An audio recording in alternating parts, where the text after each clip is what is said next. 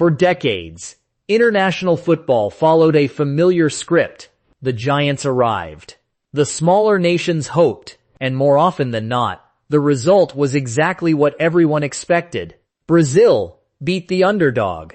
Germany controlled the game. France dominated possession. Argentina found a way. The favorites advanced. The outsiders went home. That was the natural order of football. Or at least, that's what we thought. Because something strange has been happening over the last few tournaments. The gap is shrinking. The surprises are increasing. The upsets are becoming normal. And the most important question in football right now isn't whether the giants can still win, it's why the smaller nations are suddenly winning so much more often. Because this isn't a one-off. It's not luck. And it's not happening in just one tournament. Morocco reached a World Cup semi-final. Croatia reached a World Cup final, and then followed it with another deep run. Japan repeatedly pushed football's biggest powers to the edge. Saudi Arabia stunned Argentina.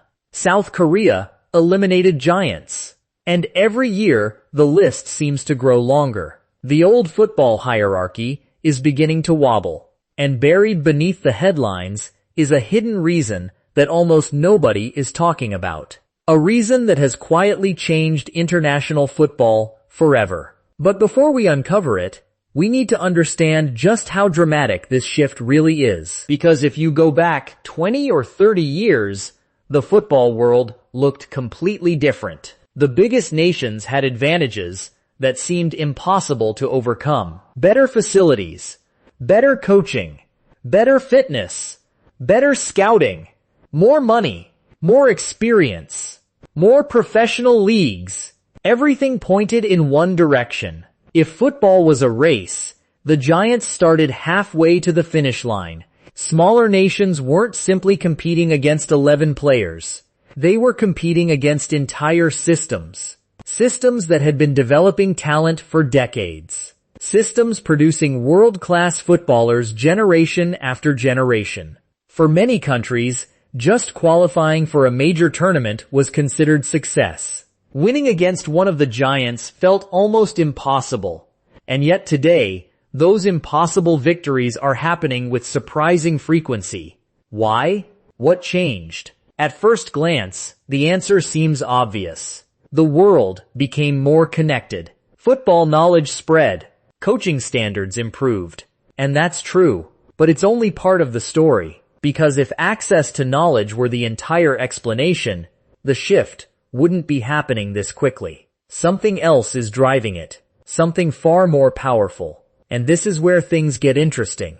Because football's biggest nations accidentally created the very problem they are now struggling to solve. For years, Europe's top clubs searched the globe for talent.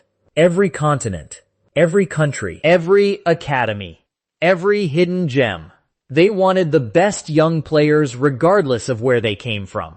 And they found them. A teenager from Japan could join an elite European academy. A teenager from Morocco could develop in France.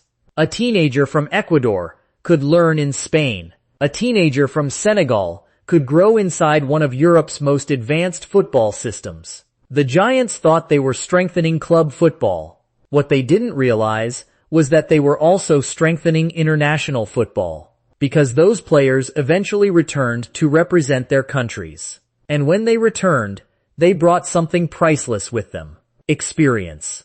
Suddenly, smaller nations weren't fielding players developed entirely at home. They were fielding players trained in the same environments as the world's best. Players who understood elite tactics, elite nutrition, elite preparation, elite mentality. The difference that once separated football's superpowers from everyone else began to disappear, slowly at first, then rapidly. And that's only part of the story. Because talent alone doesn't explain why so many underdogs are now thriving. The real transformation happened on the tactical side. For decades, smaller nations often approached major tournaments with fear. They sat deep, defended desperately, hoped for miracles. Sometimes it worked. Most of the time it didn't. But modern football changed that mentality. Today's underdogs don't just defend, they organize. They press. They counterattack with precision. They identify weaknesses. They create plans specifically designed to frustrate stronger opponents. Morocco's World Cup run was the perfect example. Many people described their performances as defensive, but that misses the point completely. Morocco weren't surviving matches, they were controlling them. Not through possession, but through structure. Every player understood their role. Every movement had purpose. Every defensive action prepared the next attack. That isn't luck, that's tactical excellence. And once one smaller nation proves it can be done, others begin to believe. Belief spreads, confidence spreads, success spreads, and suddenly, the impossible starts looking achievable. But here's the twist. Nobody saw coming. The giants have their own problem. The stronger teams are becoming victims of their own reputation. Because when a nation like France, England, Brazil, or Argentina walks onto the field, everyone knows exactly how they want to play. Their strengths are obvious. Their stars are obvious. Their patterns are obvious. Opponents spend months studying them, preparing for them, building strategies around stopping them.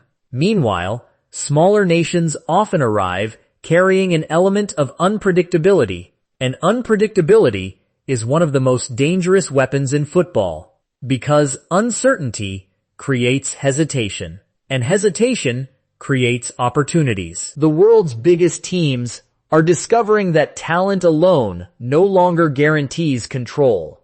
Not when opponents are smarter. Not when opponents are better prepared.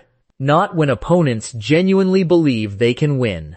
And perhaps that's the biggest change of all. For decades, many underdogs entered major tournaments hoping to compete.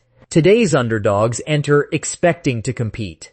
That psychological shift changes everything, because football isn't played on paper, it's played inside minds. And once players stop fearing the badge on the opponent's shirt, the game becomes very different, very quickly.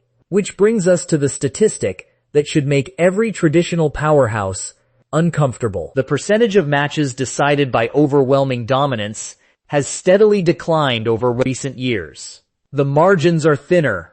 The games are tighter, the surprises are more frequent, and what happened next surprised everyone. Because instead of correcting itself, the trend accelerated. More nations improved, more players reached elite levels, more tactical knowledge spread around the world. The underdogs didn't just catch up, they kept improving. And now football finds itself facing a question that would have sounded ridiculous 20 years ago. What if the future belongs to the nations that used to be considered outsiders? What if the old hierarchy isn't temporarily shifting? What if it's permanently changing? And this is where the debate begins. Because not everyone agrees. Some analysts argue that football's giants are still dominant. After all, the biggest trophies are still largely won by the biggest nations. The deepest squads still belong to football's traditional powers. The strongest leagues remain concentrated in a handful of countries, and that's a fair argument. But perhaps they're asking the wrong question. Maybe the real story isn't whether smaller nations have overtaken the giants. Maybe the real story is that they no longer fear them. And once fear disappears, anything becomes possible. That's the hidden reason smaller nations are winning more games. Not because the giants became weaker, but because the rest of the world became stronger. Smarter, more organized, more experienced, and more confident. The football world spent decades building a global game. Now, it's living with the consequences. And those consequences are changing tournaments forever.